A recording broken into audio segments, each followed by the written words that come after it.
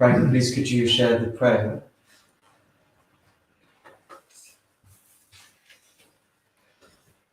Glorious, precious root Lama, residing on the lotus and moon seat on the crown of my head, with your great kindness, bounty, protection, and the accomplishments of the enlightened bodies eternal. I take refuge in the Buddha, the Dharma, and the Noble Sangha until I attain enlightenment. By the merit I accumulate from practicing generosity and the other perfections, may I attain enlightenment in order to benefit all living beings. May all beings be happy and life the cause of happiness. May they be free of suffering and the cause of suffering.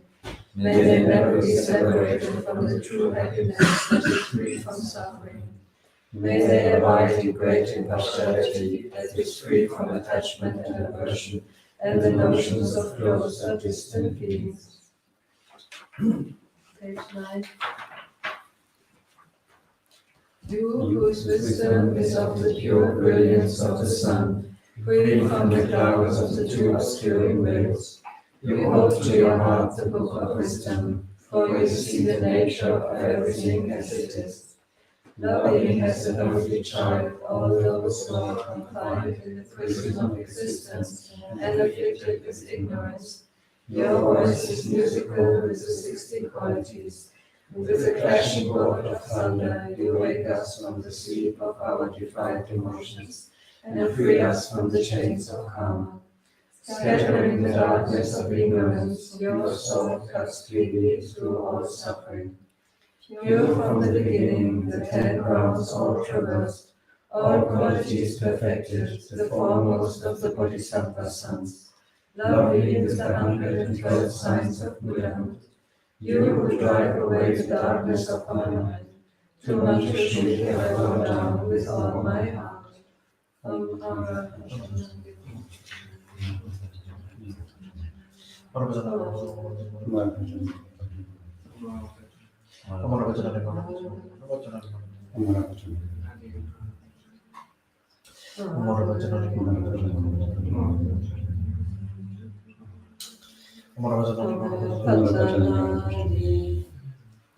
You who are loving kindness and radiate the light of knowledge, clear away the darkness of my ignorance completely. Please give me the knowledge and ability to understand all the teachings of the Dharma.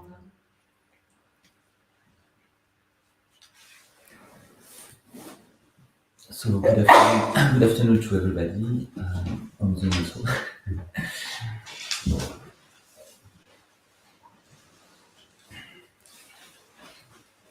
So we are studying the text that is called the Entry to the State of Pandita, that was composed by Mipham and And so what is explained in this text, what is explained in short is knowable phenomena. And there are two types of knowable phenomena. First, the knowable phenomena in their vastness, and this is all the phenomena of relative truth.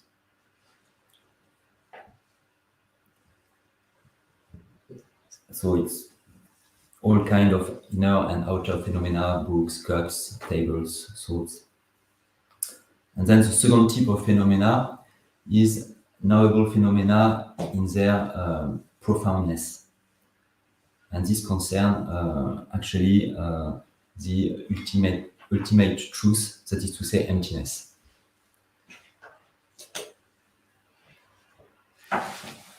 And if we manage to have a true knowledge of both phenomena, that is to say, knowable phenomena in their vastness and knowable phenomena in their profoundness, then we will be able to have a superior discernment that perfectly discerns phenomena.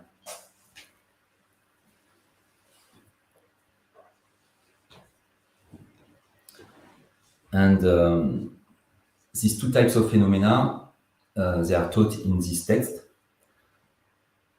The first type of phenomena, they are taught in the first part, which is this first part. This first part is presenting the 10 topics or the 10 ways of being, and this. So in this first part, where the 10 topics are explained, there is a knowable phenomena and their vastness that are explained.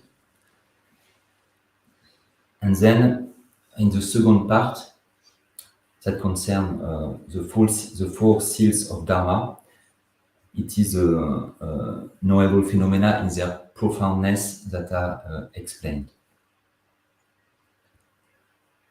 And then there is a third part, which presents the four authentic knowledge. And so, actually, if we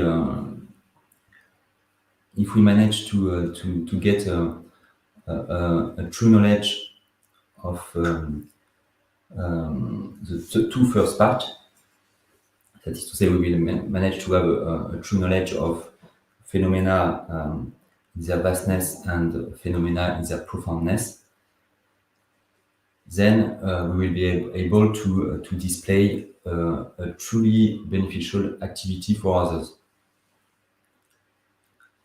And how we will be able to do this beneficial activity? It's by teaching the Dharma. Then if we get this knowledge of these two types of phenomena, we will be able to teach the Dharma to others and then to bring them a benefit. And if we know the third part of this text, that is to say the four authentic knowledge, then this will really enable us to teach Dharma. We will have, if we know this authentic knowledge, if we have this four authentic knowledge, if we know this four authentic knowledge, then we will be able to teach the Dharma.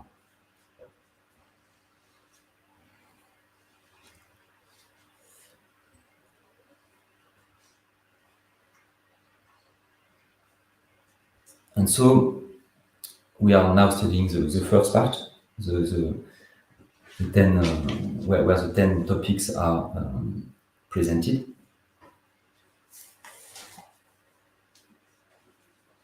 And so why should we study these 10 topics? Actually, concerning this topic, the 8th Karmapa, Nikkyo Dorje, said in his treatise on the Madhyamika that if we are a Buddhist practitioner, whether we study or practice, what we need to do is to put an end to the clinging to a self. And actually, this we have. It is said that we have 10 different ways to cling to a self or to cling to an identity.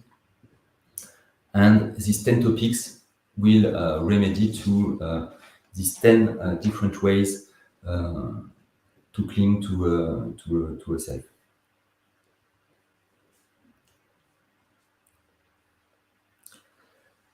And so last year we finished to see the first topic or the first mode of being. And in this first topic was the 5 aggregates were presented. And these 5 aggregates, they remedy to the clinging to a self as being a unity.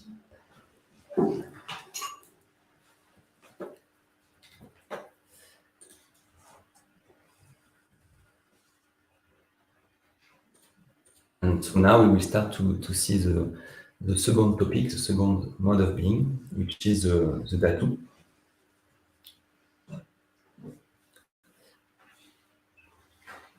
And so this second mode of being remedy to another way we cling to a self.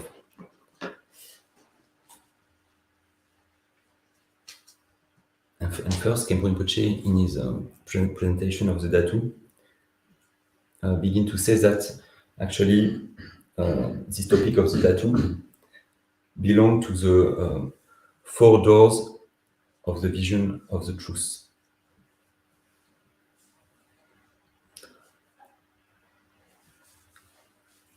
So, what are the 4 doors of the vision of the truth?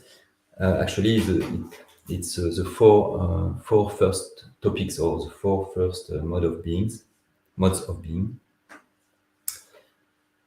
So the first door is the aggregate. The second door is dhatu. The third door is the ayatana. And the fourth door is dependent arising.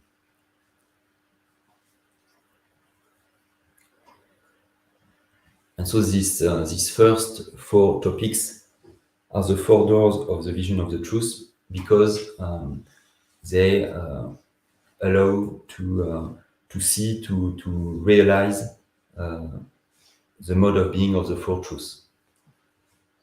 Thanks to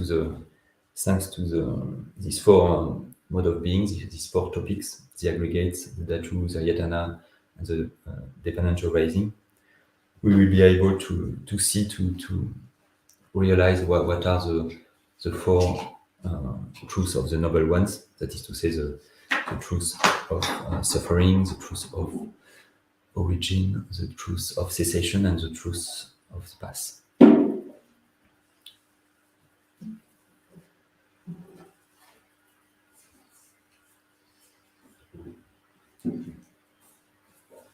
Then Khenpo Rinpoche is asking to himself the question, did the Pandita invent the 10 topics?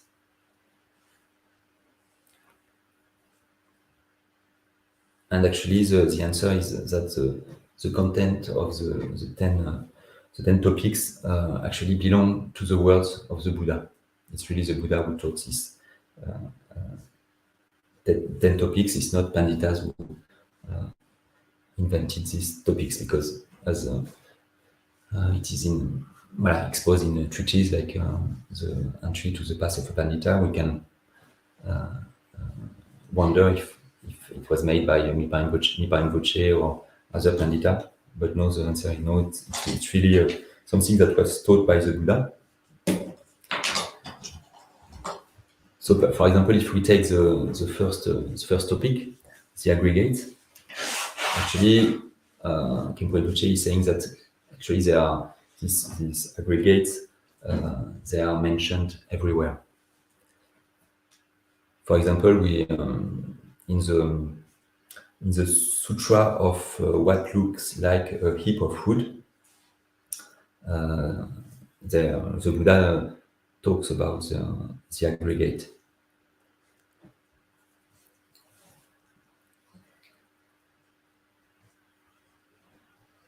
So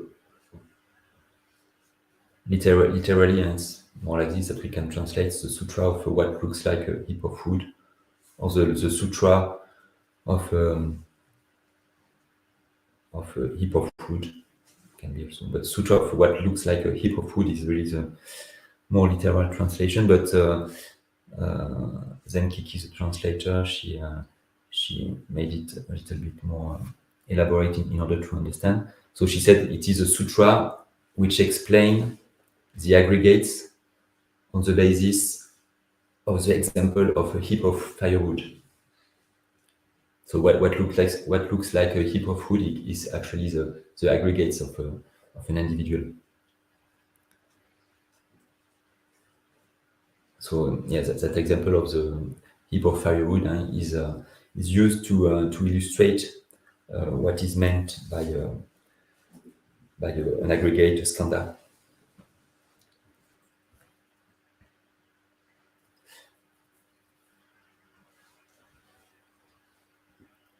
And so, concerning this sutra, one has to know that at the time of the Buddha, when we had to transport from one place to another something, then you would make a load, and the load actually has its specific measure. At the time, things would be transported on animals, and actually you would have a specific size for a specific animal. The animal wouldn't be able to carry any more than that.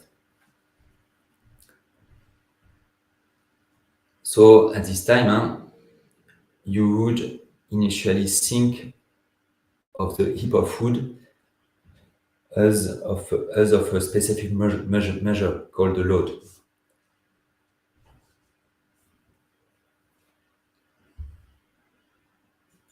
The heap of food was at the time was you would think of a heap of food as a load actually. So Khenpo is saying that if somebody remove a bit of the wood from the load, then you would no longer think it is a load of food. You just remove some piece of food from this load, and from this load of food, and then actually you don't think it's anymore. It's a load of food. So actually your idea of this particular load has changed from load to something else, simply because it's smaller in size.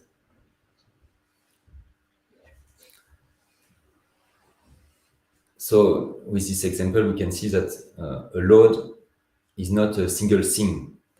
It's just an accumulation of pieces of food, and this is something that is proven because actually, if you remove some of the pieces of food, then you no longer call it a load. So actually, there is no load that is there.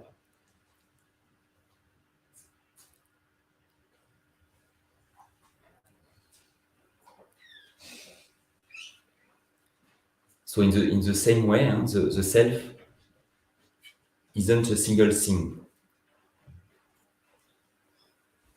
I think of myself as a single I, but the Buddha said actually it's just a way of grasping, and in reality there is not an I, there is just aggregates.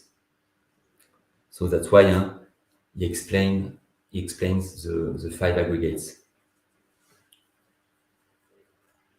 I think I am single, but actually I am not single. There are just aggregates, the Buddha explained.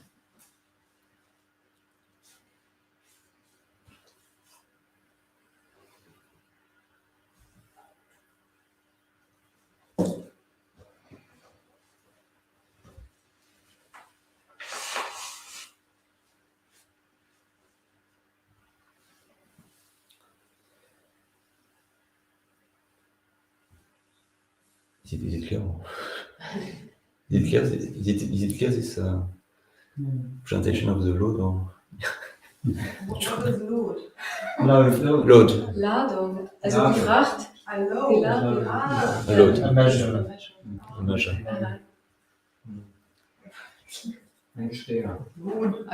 I was all with this example. I was only wondering, what do we take away from the idea of self, that it's not more a self? Yeah. This was more where I thought, there I don't get a connection. You know, the load, I take something and then I see it's not ultimately a load. Me, what I understood is, with a load of food, at the time it was, I mean, there was using this measure, so a load of food is a quantity of wood they would put on the animal, and so you was thinking that it is a load of food, but then actually then if you remove 4 or 5 pieces of wood in this load, then it's not a load. You will not buy it because there is some wood that is missing. And so then your idea of a load is collapsing. You don't think it's a load because it's smaller in size. And so for the eye, it's the same thing. You think you are unity. Myself, Olivier. Well, if I don't think about this, I think I am this individual that is interacting with other people. But then, actually, then with the teaching of the 5 aggregates, the Buddha just showed that actually it's not a unity. It's something that is composed of many parts. So actually, it's like in the load, you think it's unity, but then if you remove some parts, you don't think it's a load. So here with the self, I mean, you can remove arm, or but then it hurts. But actually, just you see that there is many parts, and then actually you can remove some parts. I mean, yes, you can. In Dhagpo, there is a resident that has Olivier has a finger less, so it was possible to remove this finger. And then, so it's we can see that there is many parts. You can remove a part because if you have an accident or things like this. And then the idea of unity, is collapsing because I mean you can see that there is many parts. When you say unity, I'm wondering if it's really the right word. Because unit, do you mean one singular unit? Yes. Because unity implies many things together making one. When they are united, the word unity, we are a unity, like the United Nations. You see what I mean? Unity implies many parts. United is something that is compiled. Unity. Unity, I don't. In French, I mean, unity. I think it's different in French. At least if my English is right. Unity to me is like a unity of things. You would say unit. A unit is one unit. I feel the same. Unit. Yeah, a unit. Okay. That it's a single unit. Okay, unit.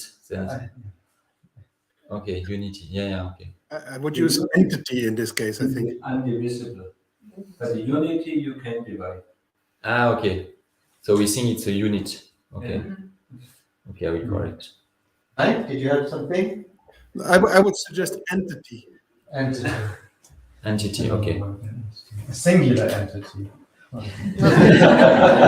single entity. Yes. Okay. Does it answer better? It was more what this is thing to take away. Yeah. But I know that I understand the aggregates. If you take the whole thing away, a whole aggregate, if you take off the form, for example, then it's not existing anymore.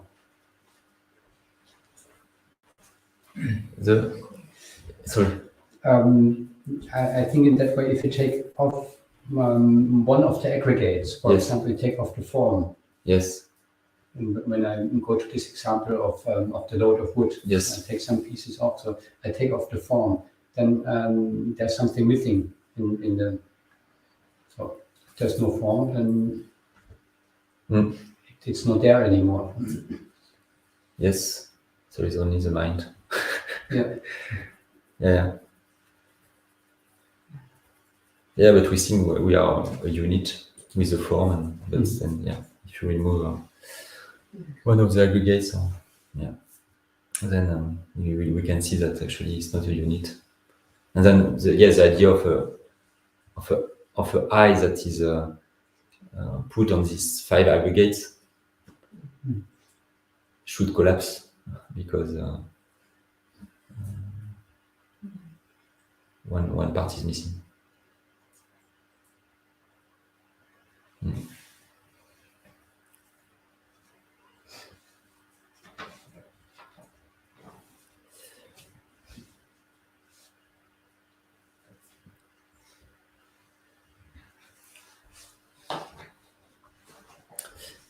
And so concerning the dhatu also, it's not something that was invented by the Pandits.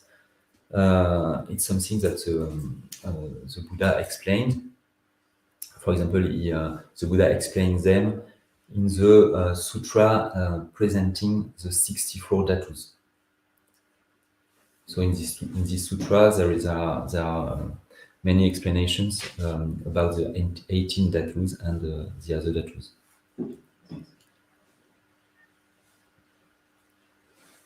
How many? 64? 64, yes.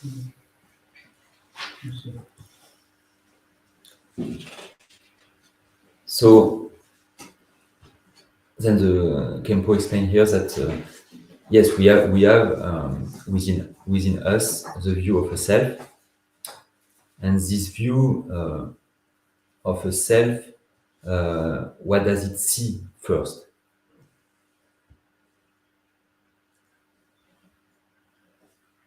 So first, we think that the five aggregates are a unit, and so we see ourselves as a self.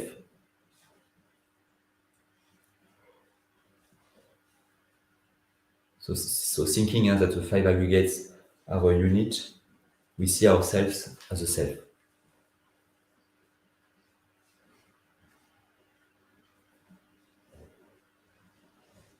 And then, when one sees the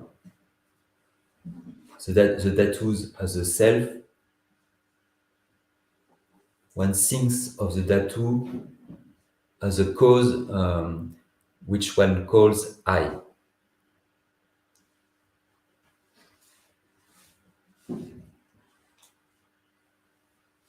But again, the cause is not unique. There are many causes.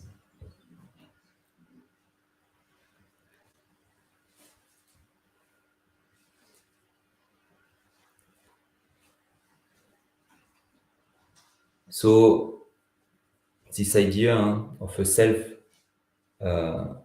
linked to the dhatu will be destroyed.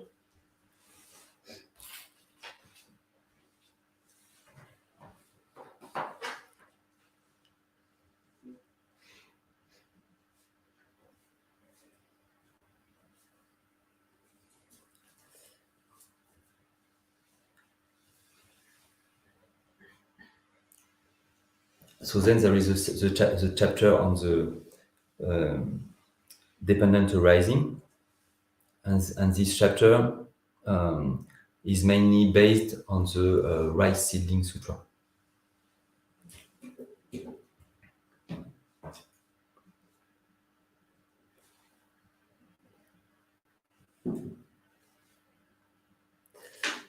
And Khenpo Rinpoche didn't speak of the origin of the topic of the ayatana, so I cannot say anything.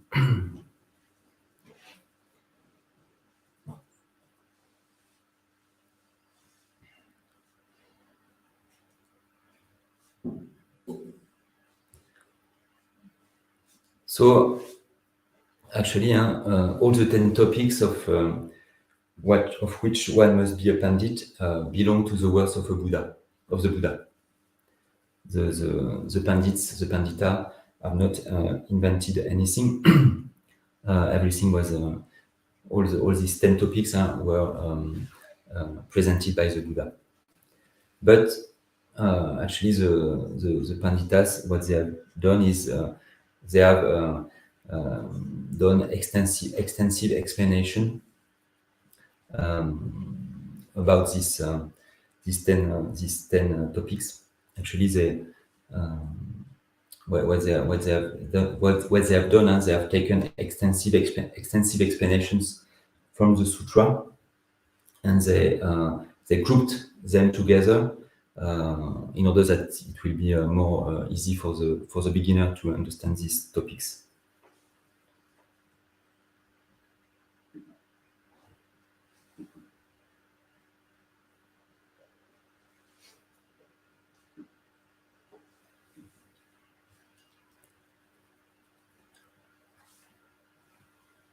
So then Khenpo Rinpoche gave the outline of this chapter. So this chapter that concerns the dhatu has 3 parts. So the first part is the identification of the 18 dhatus.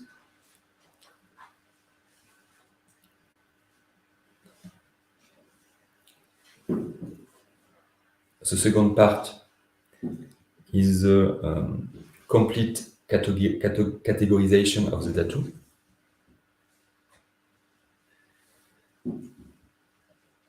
And the third part is just a little conclusion.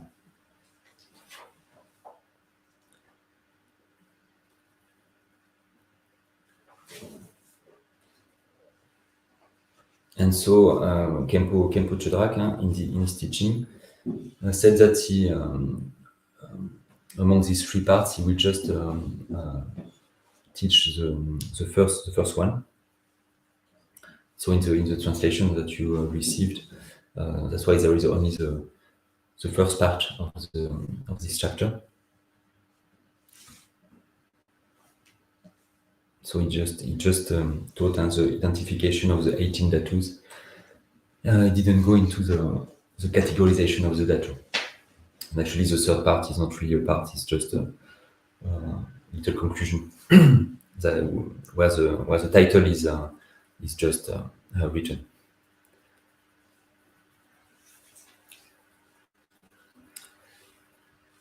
So we will start the first part of this text. That will be the teaching that will be given. And so it's the identification of the 18 dhatus. And first, this part starts with the meaning of the word dhatu.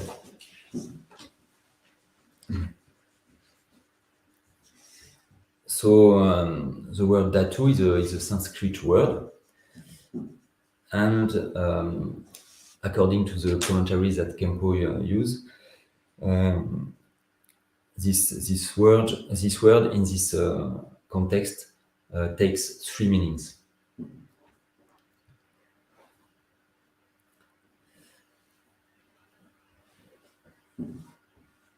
And before going into the 3 meanings, the Khenpo wanted to tell us about the background of the commentary.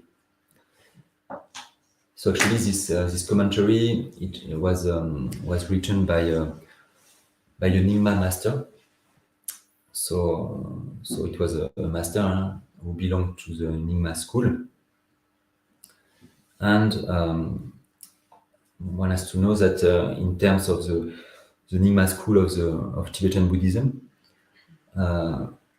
in all Tibet, there were 6 principal or 6 main monastic institutions. And so the first of the six monastic institutions of the Nyingma school was so the first of the 6 that was established in Old Tibet is the Katok monastery.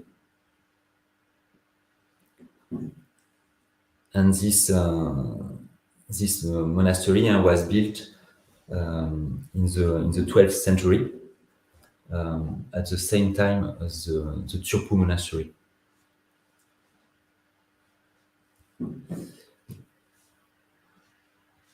And this monastery was built by the Nyingma master Dampa Deshek Popa Sengye. Dampa Deshek Popa Sengye. And this master was closely connected with the first Karmapa, Dusun Khenpa.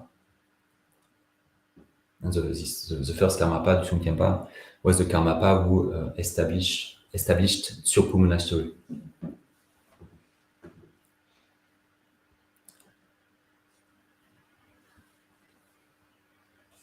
So the author of this commentary, so is of the Nyingma school, and he was a Khenpo of Katok monastery.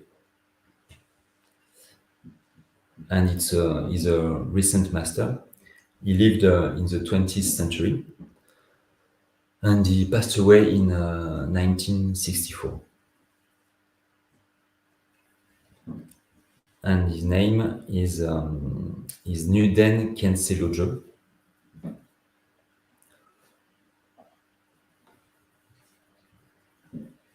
And he's also known as Nuden, Khenpo Nuden. And actually, this master was a disciple of the first Mipham, the author of the entry to the state of Pandita. So it's really a commentary that comes from a disciple of the author of the text. It's sometimes in the footnotes. Already in the Skandas before there was also written Khenpo Nuden. Yes. And it's him? It's him, yes. Okay, because Yeah. I thought, was it Khenpo Neden? Giving the teachings. I didn't get this connection. Yeah, sometimes we put some footnotes that comes from the commentary. Okay. And it is this Okay. commentary of this master, yes.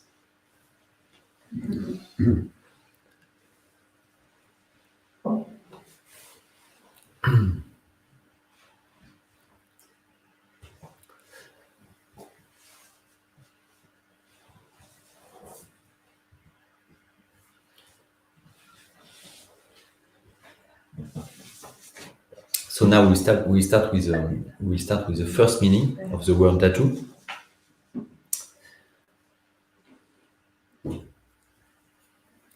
So Khenpo, referring to the commentary, says that dhatu in its first meaning is to be understood as a cause capable of producing a fruit. So it should be understood as a cause able to produce a fruit.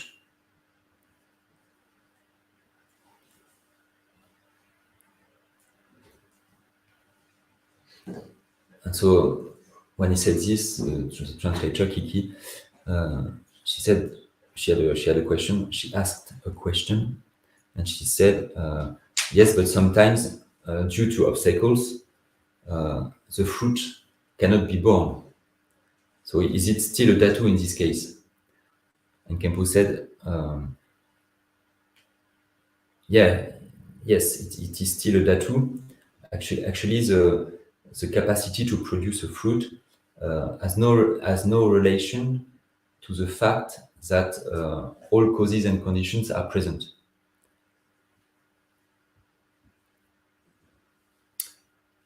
Even if the conditions are not present, there is this capacity to produce a fruit. If there is the capacity to produce a fruit, even if the conditions are not present, then it's the dhatu. So dhatu should be understood as simply the capacity to produce a fruit.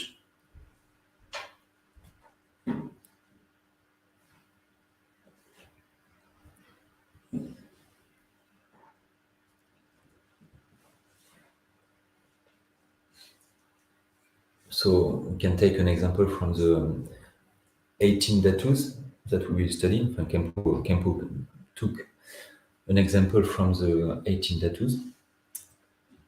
So for example, one of the 18 dhatus is the visual faculty. So the visual faculty we also studied in the aggregates.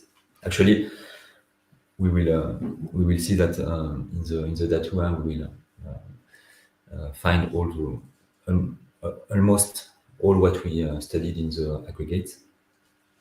So this visual faculty is part of the, can be said to be an aggregate, but it's also a dhatu.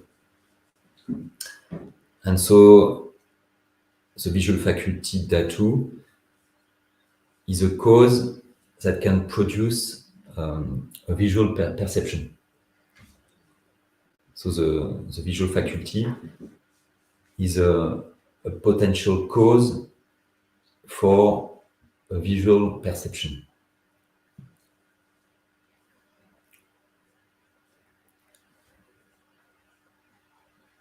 And now, if the eye faculties, if the visual faculty isn't intact, if there is something wrong with this faculty, then the person doesn't see anymore, even though the eye faculty is there. So the eye faculty is a potential cause for visual perception.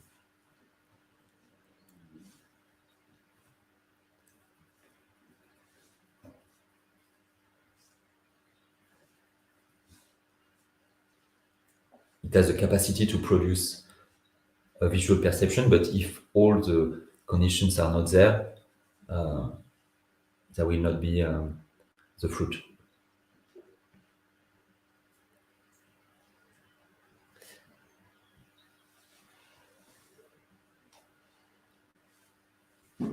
And so, and the Khenpo is saying that actually the 18 dhatus and the dhatus in general, when the Pandits comment on it, actually they comment the dhatus in this first meaning, that they are and so they say that the dhatu are just likely to be productive.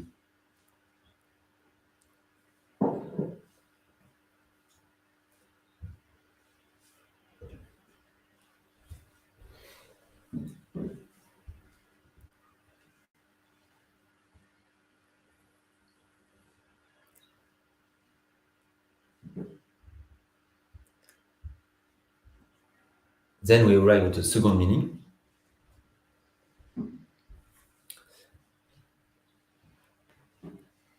And so the second meaning is the following. A dhatu can also refer to that which has all the characteristics of the fruit.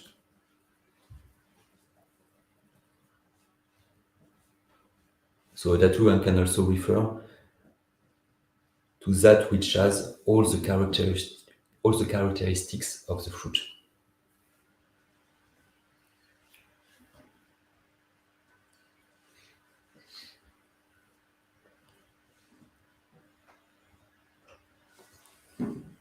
And to illustrate this, Khenpo Rinpoche is taking the example of the essence of Tathagata, the Buddha nature.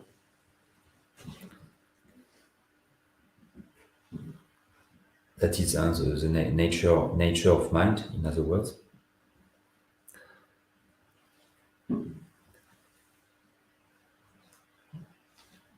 And so Khenpo is saying that actually the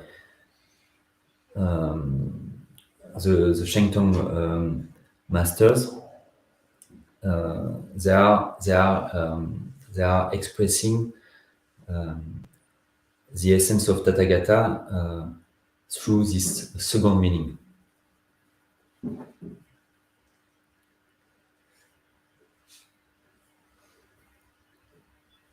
So this Shengtong master,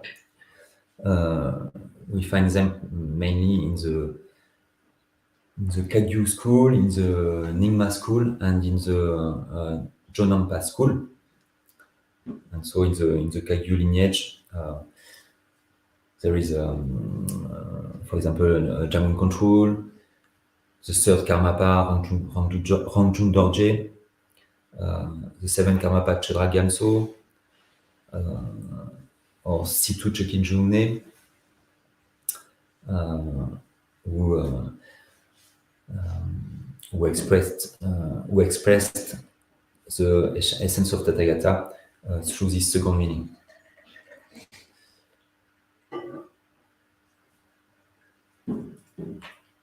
And he's also saying that the majority of the Nyingma school also is adopting this view.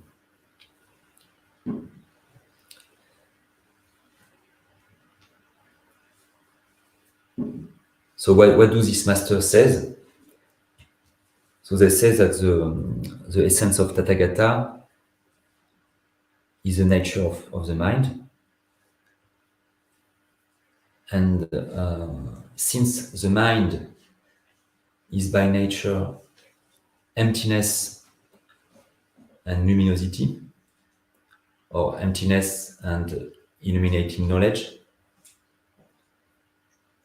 So since the mind is by nature emptiness and luminosity, it possesses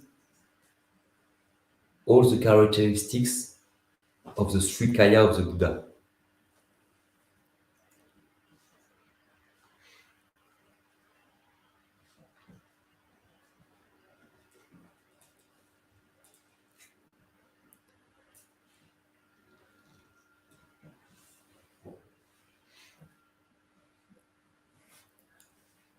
But actually, in an ordinary being, all these characteristics or qualities are not manifest.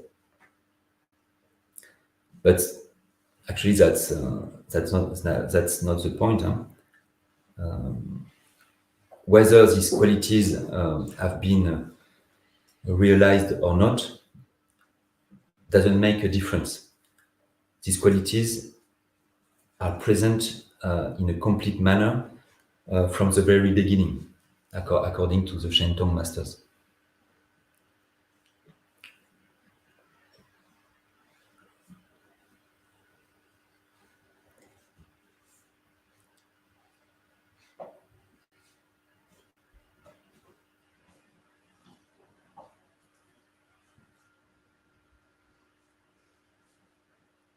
So for these masters, the essence of Tathagata is a dhatu, but in the second meaning, the meaning that says that that the dhatu is that the dhatu has all the characteristics of the fruit. So here, because they are saying that the essence of Tathagata possesses all the characteristics of the three kaya of the Buddha,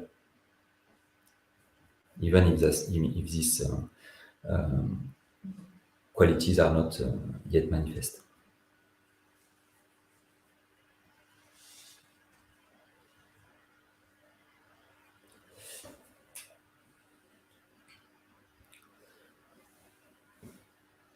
So then there is the Rangtong school of thought, and in both the Sakya school and the Gelug school, one finds many masters who take the view that the essence of Tathagata is a dhatu, but in the first meaning.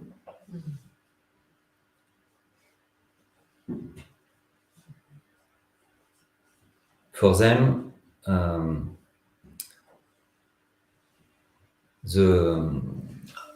essence of Tathagata, or the Tathagata earth, is a potential for attaining Buddha, the enlightened state. But they don't think that the Tathagata earth has already all the characteristics of the three kaya.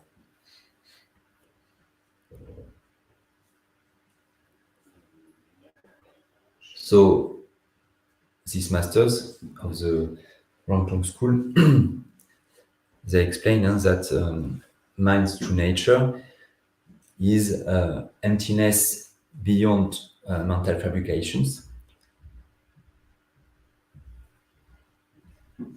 and that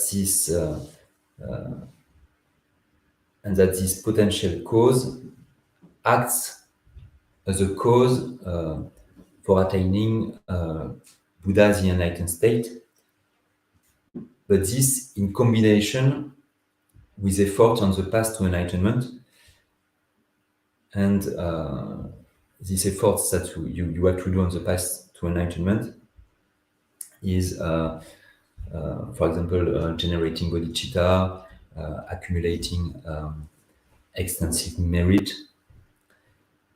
And so independence on the basis of these efforts, then the individual can achieve the qualities of Buddha, the enlightened state.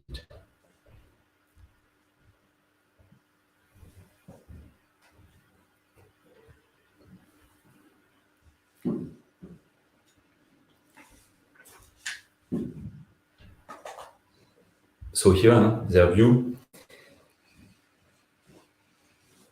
So their view isn't their view is not that the qualities are present from the beginning, but for them, the qualities they result from the combination of the potential cause, which is the Tathagata earth, and the efforts on the path.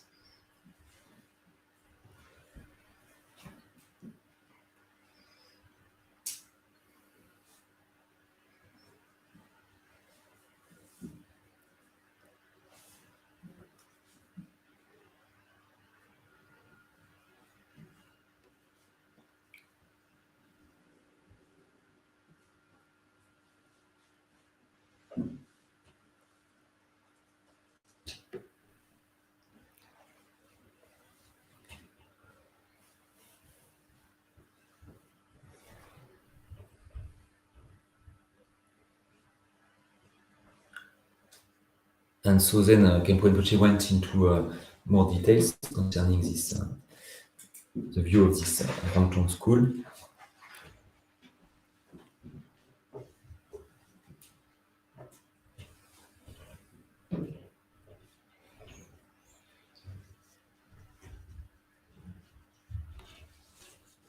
So,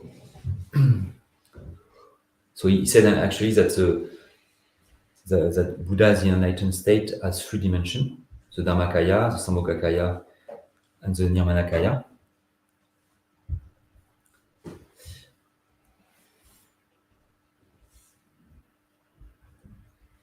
And so, according to the Rangtong school,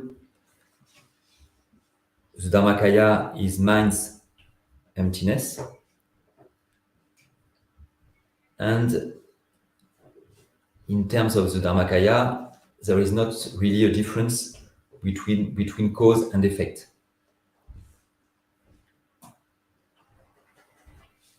The cause embodies emptiness, and the effect, enlightenment, also embodies emptiness.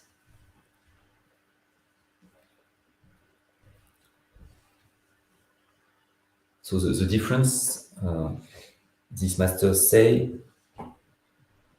these masters say that the difference happen with respect to the two form kayas. And so, according to them, the two form kaya, so the Nirmanakaya and the Sambhogakaya, these two form kayas, they result from efforts on the path. The fact of generating bodhicitta and accumulating extensive merit, mainly.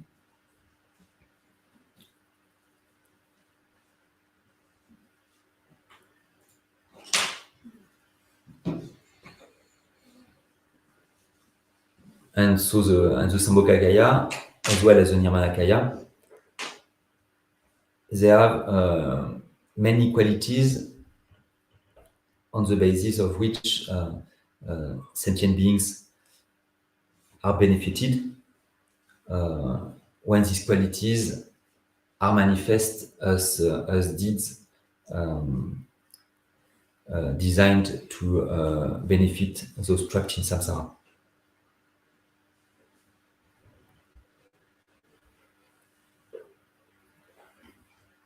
So thanks to the Sambhogakaya and the Nirmanakaya, the sentient beings will be really benefited. And so, according to these masters, these two form kaya are impermanent, simply because they result from efforts that are made on the path.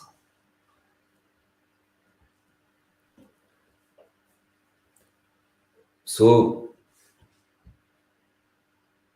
the two form kayas, they are newly produced.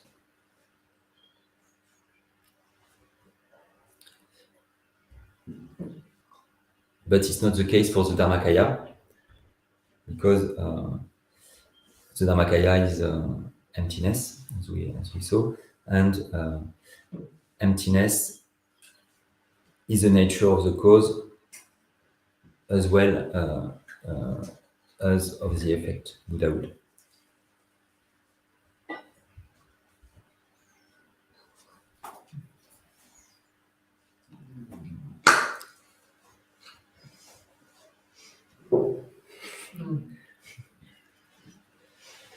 They don't say emptiness and luminosity, for them it's just emptiness. Yes, according to Pure Dr. emptiness without any. Qualities. The body is always impermanent, symbol kind of like. Yeah, according to what the Khenpo said, these qualities appear later. The same emptiness, yes, not luminosity.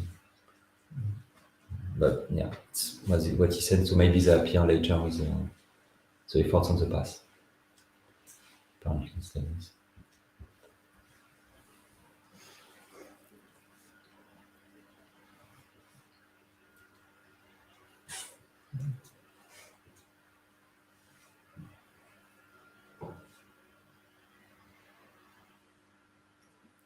So maybe you can make a break. Just have a very short question. This Ranton, is this a third meaning? Sorry? This Ranton view, is this a third meaning, or is this in No, actually, it was to say that the Ranton school, they adopt the first meaning for the essence of Tathagata.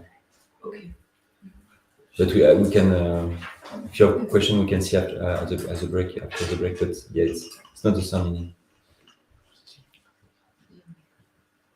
It's the first meaning.